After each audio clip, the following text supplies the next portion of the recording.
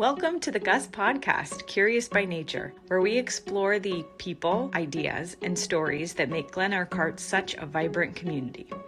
In this episode, we dig into the power of community and discovery and learning, and why the Gus approach to education looks a bit different from the more traditional models. I'm your host for this episode, Emily Glore, and I'm glad that you're listening.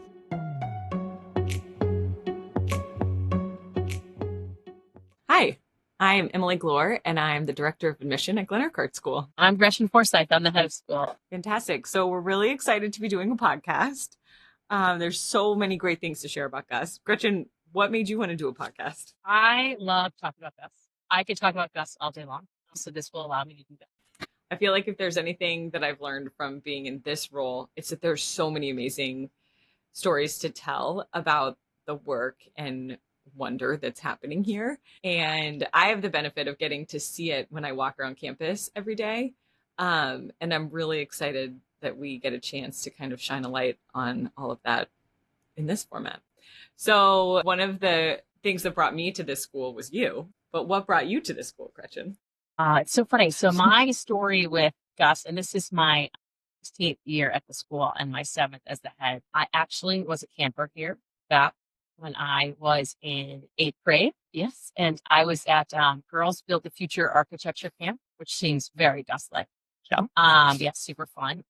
And I also came to lacrosse camp. Gus was actually known for its lacrosse camp at the time. Margie Anderson was the athletic director here, and she was a member of the U.S. Lacrosse team. And she was fundraising for the World Cup. It was very exciting. So I've always kind of known about Gus. And like many people in the North Shore, I didn't realize exactly what it was all about until much later when I came to interview for a job here. I was getting married, moving back, looking to me working in schools, and I came onto campus, and it felt like sunshine and rainbows and like everything I'd ever hoped for in school.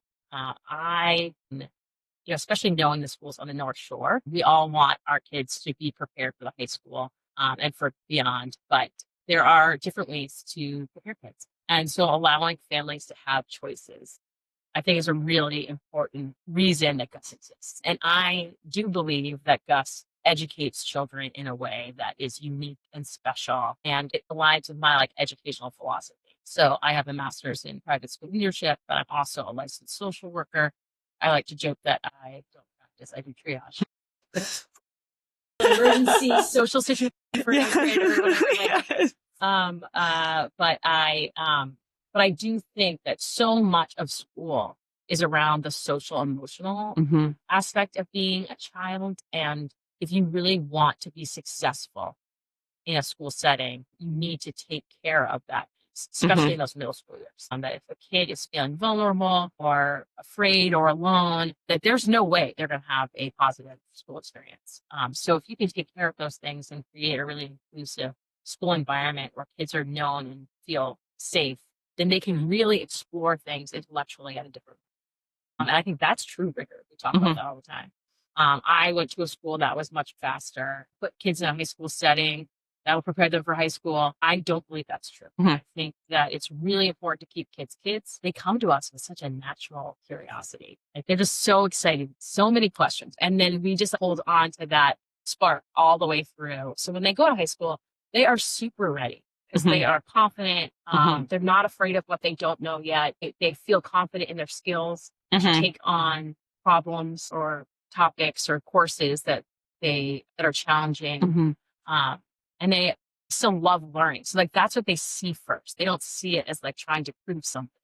They see it as diving into a problem and figuring out how to solve it. And I think that's what keeps it fun and exciting for them. So I think that's why I love Gus so much. It's it just really understands kids. Right. I think about that too in terms of preparation for life beyond Gus, that we don't know what it's going to look like, especially now with AI and all of these, there's so much happening. But when I think about what I took away from my own education, it's the confidence of knowing that I can step into any situation and know that I have the capacity to figure it out. And when I look around at students at this school, that's what they're learning.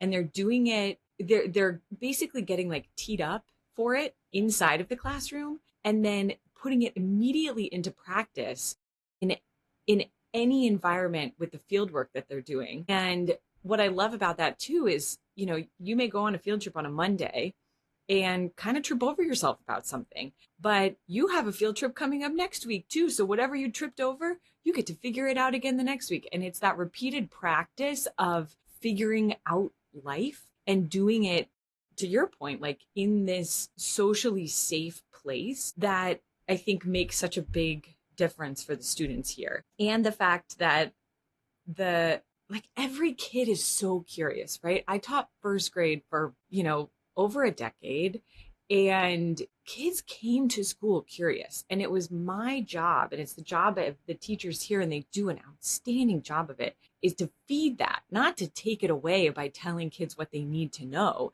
It's to say, oh, I found this stick with a budding, with a bud at the end, but it's off the trees. It's still going to grow. It's not my job to say no or yes. It's my job as a teacher, and it's what happens every day on this campus for teachers to say, I don't know, how can we figure it out? And I think that is such a special environment to put students in, and it's a totally different approach than kind of the traditional one that you and I mean, we went to different schools. I grew up in the Midwest, but that I went to a much more rigid and traditional school.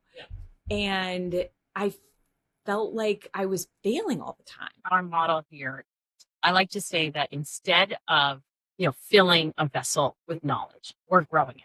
We have the right soil, we get the nutrients, sun, water, everything, so that it does the work, right? Yeah. It grows. The child is doing the work. Yeah. It's not the teachers telling them what they need to know. It's us giving them everything they need to know to discover for themselves. Discovery is really what makes the Gus educational model so unique, because it really is about them being scientists in every aspect, like in every part of our program. And the other part is sharing what they know. So it's not just, I'm going to learn this and find out for myself. Yeah. It's now I'm going to share it with you. So I think that plays out in all of our things too, like art being so important, writing being so important. It's self-expression. So how do I share what I know in a way that's clear, articulate, meaningful? Add something to the conversation. Yeah. I think it's so much more purposeful for the students too, because, and, we talk about it with the second grade looking at bird migration. They're looking at it from the lens of their thematic unit, but also like, where can they send that data? Can they send it to the Mass Audubon Society? Can they share it with other naturalists? And it makes the work that they're doing in the classroom not just work for the sake of doing it, but it's purposeful, which gives it, that's so powerful. What a powerful message to be able to send to a 9-year-old. It's so relevant to who they're going to be and what they're going to need as adults. So often teachers are like, why do I need to know this? Right? The question you hear kids asking teachers in the classroom. Gosh, you don't hear that question because all the learning is connected. And so it's relevant and meaningful to them because of the context in which they're learning it out in nature, on these field trips, on these big class trips. I love that a field trip too is different at Gus. I went on field trips that were like, we went to this with me. I took the bus. Everyone was so excited. Very best clothes. But at Gus, you might go to the museum or something like that. Our teachers are leaving. Or I'm the expert as the child on the field trip instead of the expert being the person who is giving you the lecture.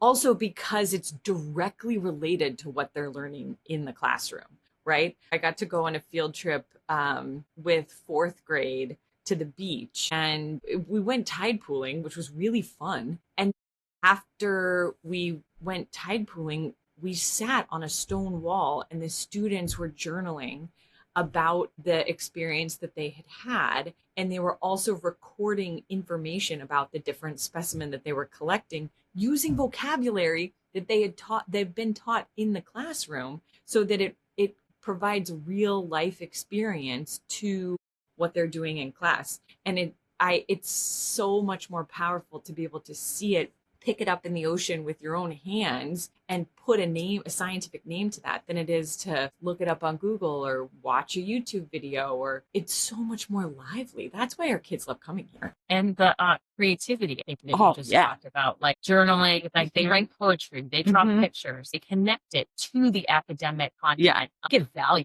to that kind of expression. And that way it's sharing what you know. And that interdisciplinary approach around the themes really allow students to connect the disciplines in a way that, again, is just reinforcing what we know about education. Yeah. That the more you can connect the learning to the child's life and to other areas, the more it's going to kind of stick. Right. I mean, you think about learning as this web that's being built in a student's mind, and that web can be made so dense and sticky when the connections are lively and exciting and plentiful. And to your point about the thematic units, that's why we do it.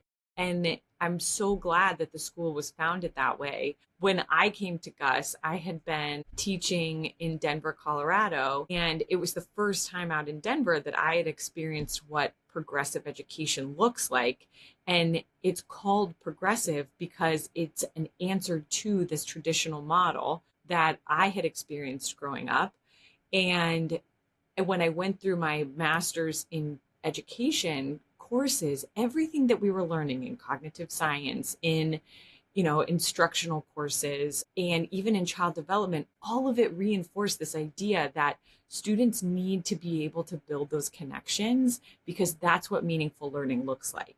That's when it's going to resonate with them and have relevance. And then when I came out to New England, I interviewed for a job to teach here. And I do. But it's important because I didn't get the job because I wasn't qualified enough at the time. But I knew that what was happening here is exactly what education should look like for everyone, and how lucky the students were to be here because they get to benefit from the way that the school was designed to be. It's designed for them. And I think especially because the school, since its inception, was designed this way, it's not like anything had to be reverse engineered to become more experiential or become more project based. It's been this way since the beginning. And I think it's allowed the school to just continue to grow in all of those capacities, which I think is why we're such a leader in the area. And it's, the school's schedule is set up to support project-based learning. The thematic units have always been a place for teachers to express their own creativity and help students build connections. And the social emotional wellness of students has always been part of the fabric of the school, because we know that once students feel safe and connected and cared for, then they'll really be able to learn. You could have the best program in the nation, but if students are showing up to school unsure of where they stand with their teacher, unsure of where they stand with their peers, they're not going to be able to access that. But what I see in the students at this school is that they come into the building and their shoulders drop because they know that they're in a place that cares for them and holds standards that are going to help them achieve to the very best of their capacity. I think too, what you've touched on a lot is another differentiator for Gus is a Gus education is deeply personal. Yeah. Right. Not just because your child is known, but the experience of experiential learning. Yeah.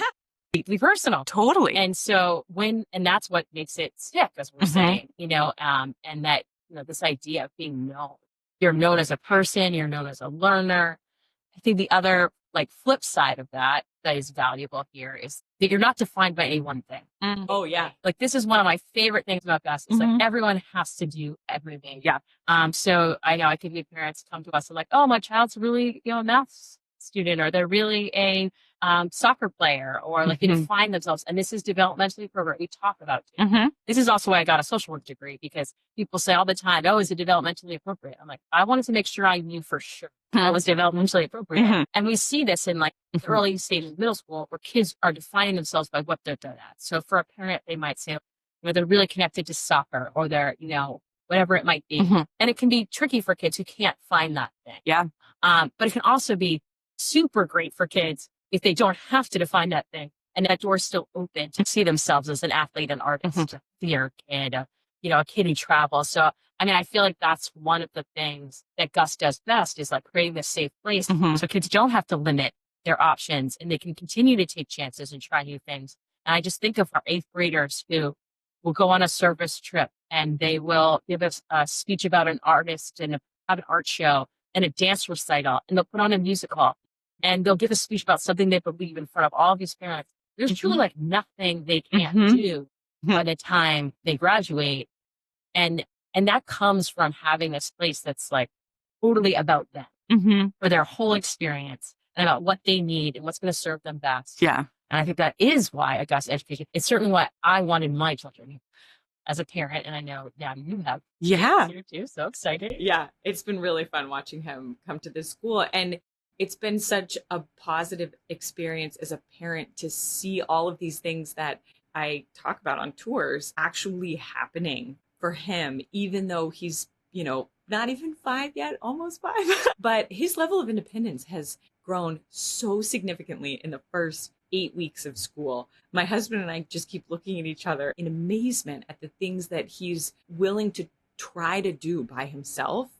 And I know, because I've seen it from, pre-K all the way to 8th grade when I'm in these classrooms, I think because we're asking students to try at every level different things. Everybody takes dance, everybody plays sports, everybody is in music. Because students are trying all of these things and just participating, it normalizes the idea of this kind of risk taking. We're like, I don't know if I'm going to be able to tap dance, but everybody's trying it. I don't know if I'm going to be great at lacrosse, but everybody's trying it. And we know from the feedback we get from secondary schools that Gus students carry that with them, this willingness to try and just see what happens. Like the worst thing that could happen is it doesn't go well. And maybe you decide that's not for you. Yeah. And I think our students are excellent at doing that because they have so much practice with it. I was asked once, like, what was like to share a moment as a parent when I felt like significant in my child's education. And for me, it was my older daughter, Libby, who just graduated. So she's in first grade. And I remember at our parent conferences, they're like, we're just trying to get her to feel comfortable sharing at circle. She was really shy, not much of a sharer. So that was like one of her goals for the year. And then I remember in 2nd grade, being at morning meeting. And I just happened to be at morning meeting because I have to be at all of them. I didn't know my daughter was going to do this, but she got up to share a mindful moment. 2nd grade, a lot about mindfulness. They share their mindful moments with the entire school. So she's holding a microphone in front of the whole school. And I was just such a profound change. Yeah. From the child who wouldn't even talk in the class. Yeah. To a kid who is now speaking in front of the entire school and all the parents. Yeah. It's a 2nd grade. Yeah. And it's funny. I think those little things. So people was like, oh, why do you do that? Why do we go to Wanaki? Like, which is a awesome opportunity for all of our 6th, 7th, and 8th graders to go away at the beginning of the year to start the year off right. And why do we do all these things? It is all intentional. Yeah. Like it's all deliberate. It doesn't, the Gus magic doesn't just happen because it's magic. It happens because we know what we're doing and we're specifically creating these experiences to help kids grow in the ways they need to grow in order to be as successful as possible. Public speaking, I think, is an excellent opportunity for the kids that you can see it. Them giving an announcement in kindergarten all the way to, their speeches in 8th grade, or even the pre-Kers doing their, handkerchief dance at the solstice. Oh, yeah, I forgot. Solstice is my favorite Gus tradition, the winter holiday assembly. We also have Grand Friends Day as It well. is really fun to share that. I know, my parents have passed, but having my parents come was definitely a joy. But I also am so grateful that anyone can come. Yes. And if you don't have a family member, you can always bring a friend. I love that sometimes our alums come back. Actually, our alums have been back a ton in the last few weeks. Yeah. One almost every day for the past 2 weeks. That's what they want to do. I mean, everyone wants to come. Yeah. Parent, family members, friends. Well, that's why we redid the lobby, right? So that families and people who needed just a place to land could come and hang out. And I will admit, we can just keep this between you and I. My productivity's dropped a little bit because people keep sitting in the lobby as we want them to, but then I end up spending some time chatting with them. parents love about Gus, though, Yeah. is that it is a place for them too. Like we're trying to build a community for families, for caregivers, for the people that are involved in raising kids is not easy. It's a team sport. That's why you need to choose the right partner. Right. And Gus, I think, is a excellent Mm-hmm. we really do want to be there for our families. Yes, I will give a shout out to my son's pre-K teachers. He was in a lovely daycare before he came to Gus, and I know that his teachers cared for him in his daycare. One of his pre-K teachers here, Janelle Young, came into my office the other day and said, "Have you ever thought about this one brand of pants for your son?" And I was like, "No, why?" And she was like, "Well, his pants just keep falling down. He's a skinny kid, and he like runs around holding the back of his pants." I've seen it. All of his daycare teachers have seen it, but she cared enough to bring me a solution. And it was such a small thing for her to present to me. And it just proved to me that not only does she see him, but she wants what's best for him. And a few dollars later, he now has pants that make him so much more comfortable during the day. But it was it's the small things that this teachers notice and care enough to help the parents with. Like, I'm doing the best I can, but if you know a brand that's going to fit my son better, yes, please. And they care enough to say something to me about it. And I was so grateful for that. Like, what a great partner in my parenting. I think that's the thing, is that relationship doesn't end when kids graduate. I would say, like, my daughter's starting high school, and, her math teacher, Maureen Twombly, offered to, touch base with her, give her a little extra help, give her a pep talk. It's amazing. Nervous about math in high school. She's doing great. But it's like, it doesn't end. And I think about, I've had families that weren't sure about what they wanted to do after Gus. If they wanted to go to private schools or if they wanted to go to public. And some tried out their public school and then still decide now they want to look at private schools or independent schools. And we still offer that support for them. That's awesome. Because it's like, it doesn't end. Yeah. Like, once a part of the Gus community, you say, oh, it's a part of the Gus community. And I think that's pretty special. And I think that's why our students continuously, what I love too is a lot of them come back and they visit all of the grades. That's true. They were walking around the Glore School last week. And sometimes they're meeting and they want to meet the new teachers, which I thought was really interesting. Is, they're sitting in on, Stephen Kennedy's our new humanities teacher in the upper school, and, the eighth graders they're graduates, last year's eighth graders, came and sat in as class, wanted to get to know. That's awesome. And I think that's like, just shows that this is different. This is not your average school setting. That, what is happening here about relationships and people being known, it is special. It's actually one of the things that I hear most from new families, especially after conferences. There's a level of shock at how well the teachers have an understanding of who their child is. And reliably, I hear from at least 5 or 6 families after conferences, just pure amazement and appreciation for the fact that it's really the first time that they feel like a teacher is really seeing who their child is. I think that's probably the most significant thing in academic success, right? Just knowing who is sitting in front of you. Yeah. And what they need and how you can get it for them or give it to them, or right. Sure that they have everything they need to be successful. And of course, things don't always go well. Sometimes there's bumps in the road. That's, again, the reason you choose to partner. Exactly. And I think, we know childhood is messy. Kids are going to make mistakes. And I think something that I want for my own children, and I know it exists here, is a place where kids can mess up. Like, it's expected and it's okay. And the most important thing is that we're going to let you fail, because then we're going to figure out together and we're going to support you through how you're going to figure it out.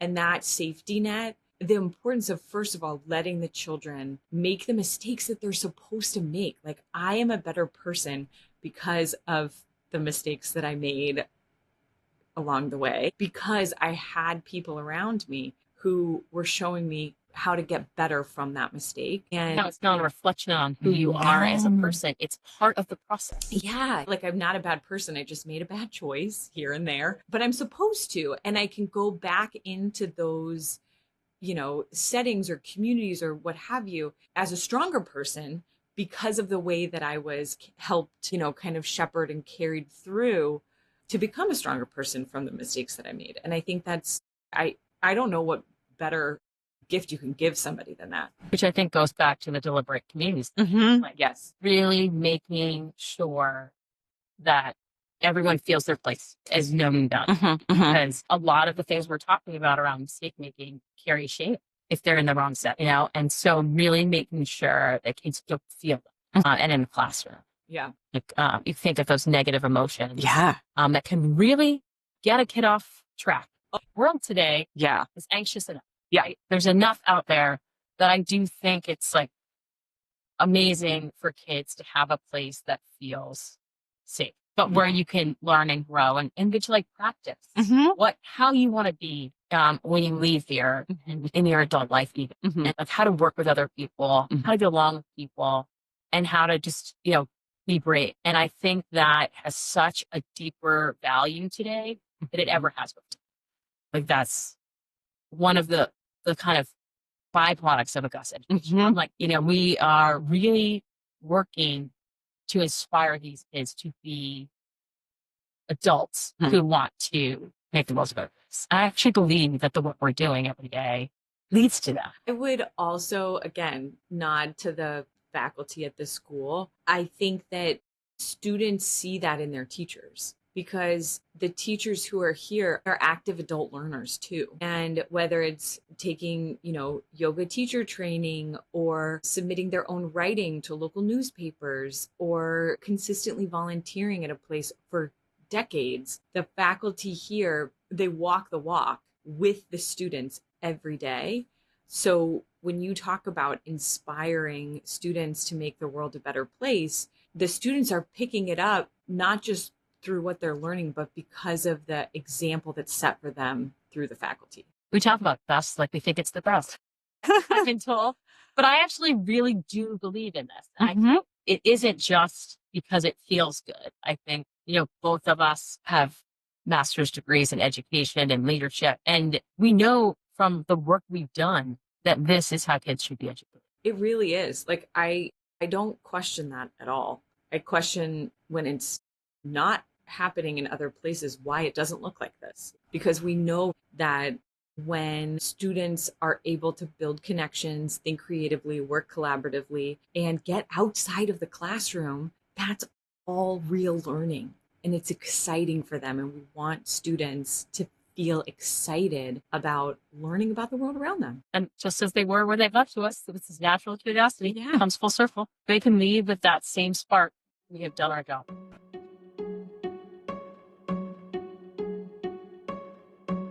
Thanks for listening to the Gus podcast, Curious by Nature. If you enjoyed this episode, please share it with a friend, leave a review, or let us know what you want to hear about next. If you're interested in learning more about Gus, please visit gus.org. We're grateful to have you with us, and until next time, stay curious.